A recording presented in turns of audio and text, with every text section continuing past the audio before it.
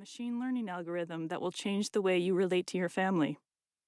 Someone is trying to design a way to communicate with animals in their own language.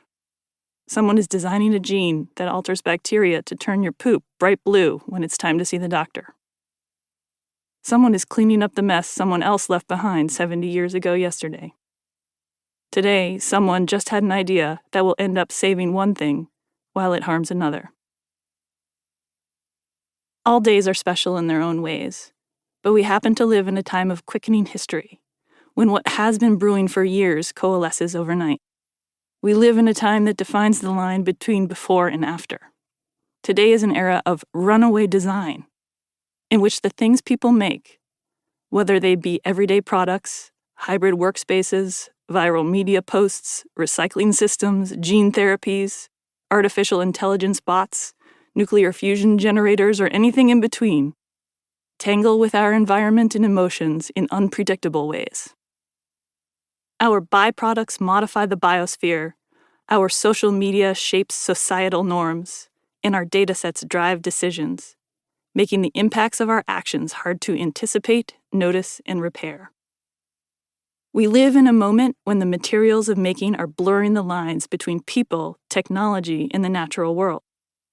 Technology is getting more human-like as computers take on the task of thinking for us and for themselves. Nature is merging with technology as line editing DNA bases become an everyday occurrence. Meanwhile, our minds and media are so intertwined and entangled that it's making our nervous systems nervous.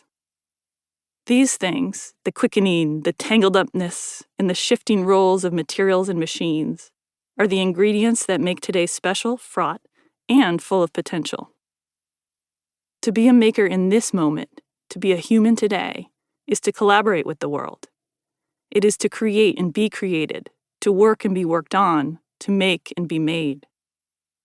To be human is to tinker, create, fix, care, and bring new things into the world. It is to design. You, yes you, might design products or policy, services or sermons, production lines or preschool programs.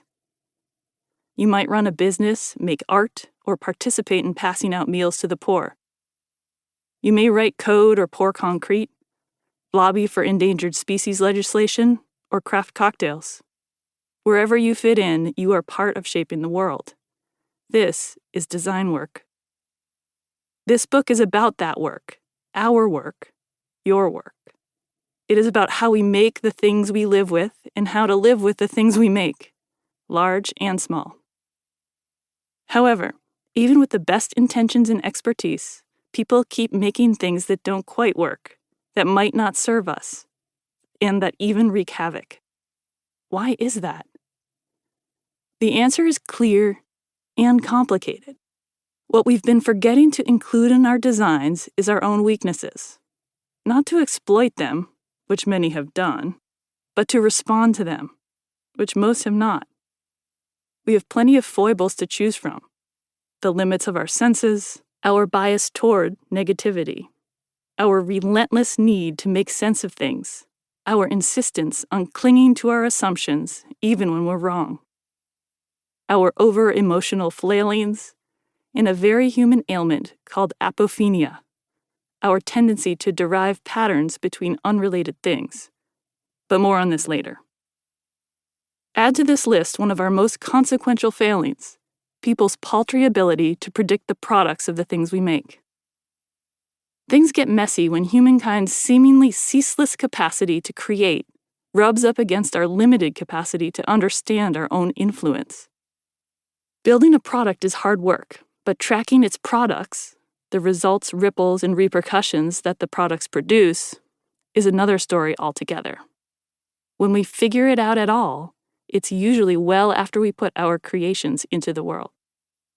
We end up with transportation that warms the planet, social media that frays our nerves, and artificial intelligence that alters our real relationships.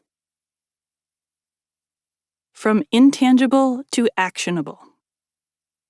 In part 1, we look at intangibles, the hard-to-pin-down forces that shape us in everything we make. In the world at large, intangibles conspire to alter the systems.